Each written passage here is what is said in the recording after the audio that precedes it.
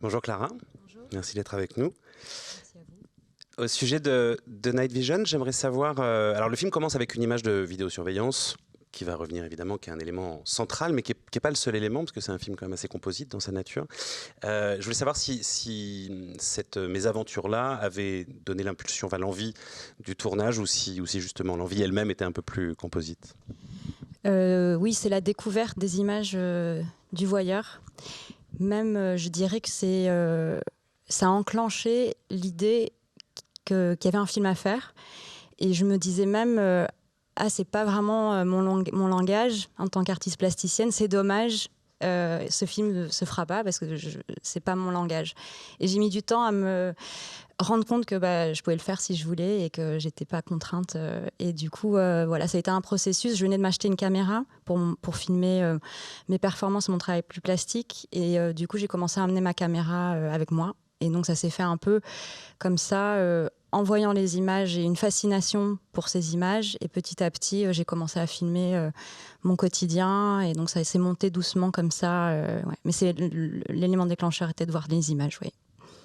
Et du coup, quand vous dites que vous avez aussi filmé votre quotidien autour de ça, est-ce que vous aviez le sentiment que filmer le reste, c'était chercher une manière d'éclairer aussi ce phénomène-là, cette mésaventure-là, ou simplement vous avez filmé et puis petit à petit, vous avez trouvé une...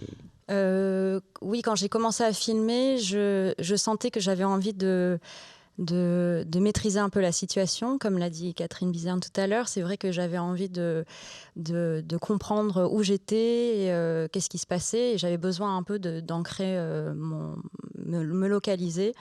Et petit à petit, je me suis rendu compte que, en fait, quelque chose que je racontais aussi par tout ça, c'était un huis clos, une grande solitude qui n'était pas triste, mais qui était un sujet. Et donc, petit à petit, finalement, le sujet du voyeur a ouvert des nouvelles pistes, on va dire. Donc, c'était important pour moi de mettre en parallèle cette menace ou cette présence abstraite du voyeur et mon quotidien assez lent et solitaire à l'intérieur. Est-ce qu'à ce sujet, d'ailleurs, vous pourriez succinctement, parce que je pense que quelques spectateurs se posent la question, nous éclairer un tout petit peu sur la situation, prosaïquement, qui était la vôtre à ce moment-là, le travail que vous faisiez pour ce photographe et ce qui était un petit peu votre quotidien, et peut-être depuis combien de temps, puisque vous êtes française? Oui, en fait, j'ai vécu à New York pendant 12 ans et j'ai travaillé pour Thomas les 4 dernières années. Et en fait, Thomas, je l'aidais sur ses archives et puis un peu sur... Thomas fait moins de photos aujourd'hui, donc c'était surtout de la gestion de ses photos, de toute sa vie, de sa carrière, et puis imprimer les photos, les envoyer quand il fallait les envoyer, communiquer. Je gérais un petit peu le travail dans le studio. Et j'y allais, moi je vivais à New York, je vivais à Brooklyn et j'allais dans les Hamptons, soit j'y allais 2-3 jours par semaine et je vivais sur place, soit j'y allais pour une période d'1 mois, de 2 mois, ça dépendait. Si Thomas partait en voyage, je venais passer du temps et si jamais il était là, je venais quelques jours dans la semaine. Et c'était donc les 4 dernières années de ma vie à New York et puis cette situation est apparue au cours de la dernière année. Et donc voilà, c'était il y a 3 ans. Donc je disais tout à l'heure que c'était un film un peu composite dans son principe. On a l'impression d'une succession de notes ou de petites expériences visuelles, d'essais comme ça. Mais il me semble manifeste que c'est un film qui tourne beaucoup autour de la question du regard. Vous parliez tout à l'heure de la maîtrise. Est-ce que je me trompe beaucoup si je vous dis que le film me donne l'impression d'être, en quelque sorte, de mesurer l'écart entre une sorte de toute-puissance du regard qu'on retrouve notamment évidemment quand vous travaillez pour le photographe et que vous allez chercher très très loin dans le détail d'une photo, la photo de Mohamed Ali par exemple, où on a l'impression que évidemment vous maîtrisez absolument par le zoom, même si le mot n'est pas tout à fait adéquat. Et puis évidemment en contrepartie avec cette affaire du voyeur, une grande impuissance du regard. Oui, j'ai très vite réalisé qu'il y avait peut-être trois angles de 3 regards qui parlaient du même phénomène, qui était le voyeurisme, on va dire, pour faire vite. Et pour moi, d'un côté, il y avait Thomas, pour qui je travaillais, qui était célébré pour son regard et pour voler des images et pour voir au-delà de ce qui lui était autorisé. Et je travaillais pour lui, donc je découvrais cette démarche au travers de ces images. Et puis il y avait le voyeur qui est l'archétype du pervers qui s'autorise, enfin qui franchit des interdits pour pouvoir voir, et qui est aussi l'inconnu. On ne sait pas pourquoi et jusqu'où ce geste peut aller. Donc il y avait ces deux contrastes, on va dire, entre Thomas et le voyeur, et puis moi au milieu qui à la fois était témoin, qui observait les images de Thomas et qui les découvrait, et d'un côté aussi, tout d'un coup, je me suis positionnée moi-même, peut-être en tant que voyeur, où j'ai voulu utiliser ces outils pour voir, pour avoir un regard sur cette situation entre deux pôles. Et donc de filmer m'a donné un certain pouvoir. Enfin, en anglais, il y a ce mot empowered, et c'était quelque chose que je ressentais, que ça me donnait un peu de pouvoir par rapport à la situation que j'étais en train de vivre, et pour me positionner, pour assumer un regard. Et puis c'est vrai que aussi, de fait de zoomer dans les images, ce que je dis par rapport à Mohamed Ali, c'était à la fois peut-être assumer une petite perversité moi-même, ou en tout cas qui était malgré moi presque, c'était mon travail, et que tout d'un coup je me rendais compte qu'il y avait une intimité qui se jouait et qui était opérée par ce travail. Et du coup, c'est vrai que tout d'un coup, j'ai eu envie de réfléchir sur à la fois notre envie de voir et l'importance du travail de Thomas, de nous montrer ce qui se passe dans le monde au-delà de ce qui est autorisé de photographier, et d'un autre côté aussi un interdit franchi qui fait peur un peu. Voilà. Donc il y avait ces deux pôles, et moi j'essayais de me positionner entre ces deux pôles. Voilà. Et en même temps, cet interdit, cette frontière à franchir ou ne pas franchir, c'est d'une certaine manière, c'est ce que rappelle votre film, ça n'est qu'une étape sur le chemin d'un mouvement qui est peut-être celui qui définit le regard au fond. C'est-à-dire, est-ce que le regard, c'est autre chose finalement que cette espèce d'envie de pénétrer la réalité, et donc toujours quelque chose d'assez voyeuriste. C'est ce que disait Walter Benjamin à propos de la photo et du regard photographique et cinématographique, c'est que c'est une opération vraiment de pénétration intensive du réel, quoi. C'est-à-dire qu'on veut aller dedans, mais finalement, est-ce qu'on peut trouver quelque chose au bout?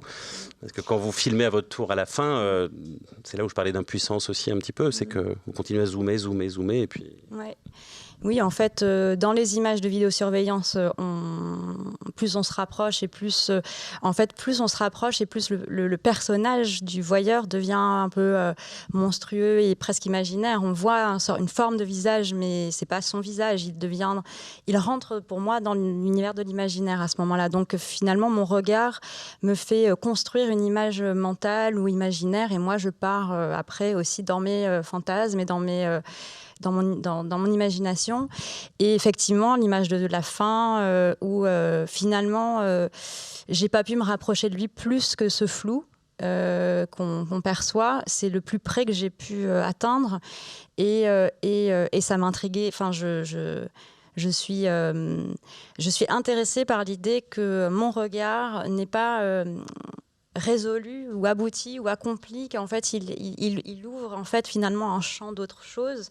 Et j'espère que cette fin qui pourrait passer comme quelque chose qui a été raté, parce que je dis que je n'ai pas eu le courage d'aller taper à sa porte, et puis je le filme et on le voit au flou, puis je m'en vais. C'est pas un échec, c'est juste le fait que ce regard, enfin c'est la limite du regard, mais aussi du coup ce qui peut permettre sur d'autres champs. Le regard qui est mis en échec que vous, proprement parlé. Oui, voilà, exactement. Mais le regard, du coup, par son échec du réel, peut-être, qui serait la confrontation. Et c'est pour ça que j'ai terminé sur le récit d'un rêve, c'est que du coup, moi, je pars avec mes histoires qui sont provoquées par cette situation. Et par le film, qui est finalement aussi un moyen de faire de cette situation un objet qui existe et qui n'est pas juste subi. Je ne suis pas juste en train de subir cette situation du voyeur, mais j'envoie une réflexion. Je réfléchis comme un miroir réfléchissant sur cette situation. Ouais. Justement, j'allais parler des reflets. Vous voyez, vous parlez naturellement de miroir. Et puis, l'idée qu'on commence et qu'on termine du côté de l'inconscient, dans le rêve, c'est aussi, finalement, est-ce qu'au bout de cet élan-là, on trouve autre chose que soi-même? C'est presque un peu ce que le film interroge. Oui, je pense que pour moi, c'était une réflexion sur moi-même. Enfin, cette situation m'a fait par exemple réaliser que j'avais pas très peur, et sans ça je l'aurais pas découvert. Je me suis dit j'ai tous mes amis qui me disaient arrête de travailler en fait, arrête d'y aller, c'est trop dangereux. Et moi je leur disais mais je me vois pas arrêter de travailler, je tiens à ce travail et puis c'est ma vie. Et je voulais pas donner ce pouvoir à ce voyeur de changer le cours de ma vie en fait. Et donc je me suis rendu compte que oui, finalement tout ça, ça m'a mis face à moi-même et ma réaction. Et aussi quand j'ai vu les images du voyeur, je me suis dit c'est une situation que j'ai vue dans des films quand j'avais 16 ans d'horreur, des films d'horreur.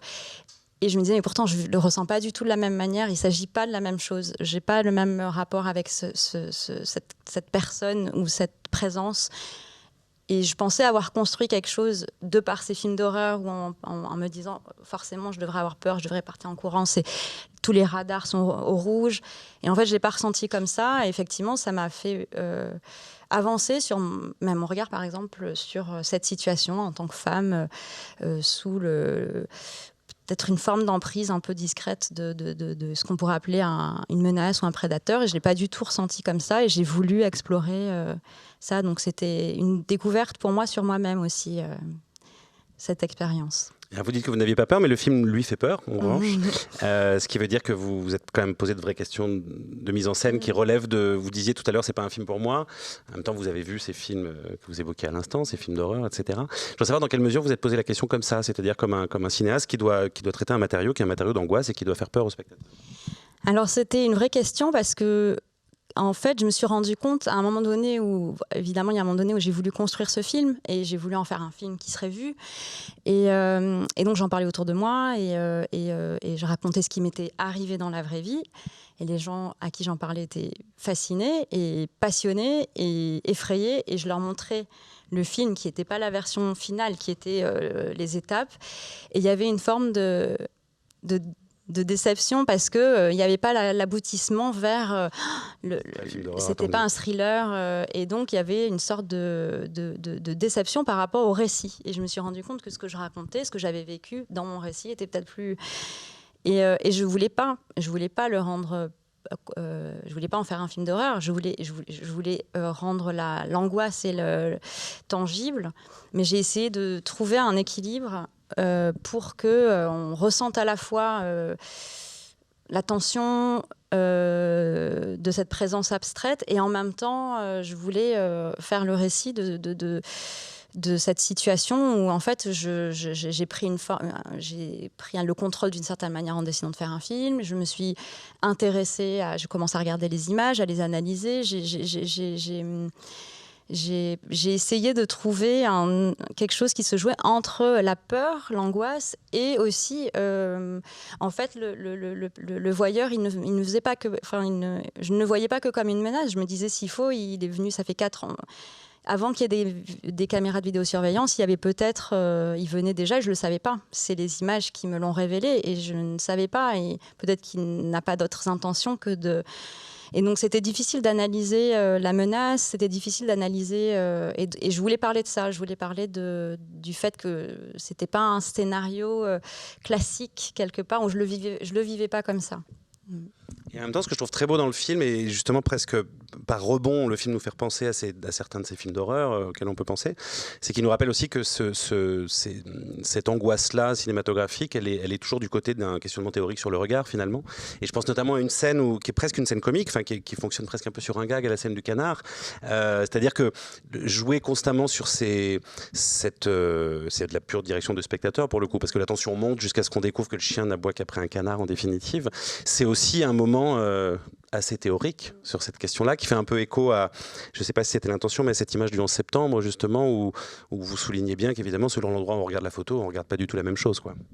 Oui, alors cette scène, c'est vrai qu'elle est un peu emblématique pour moi de ma démarche par rapport au film, elle est pas mal résumée dans cette scène, dans le sens où on a l'angoisse qui monte, comme vous disiez, et en fait, finalement, on se rend compte que c'est un canard et c'est assez drôle. Et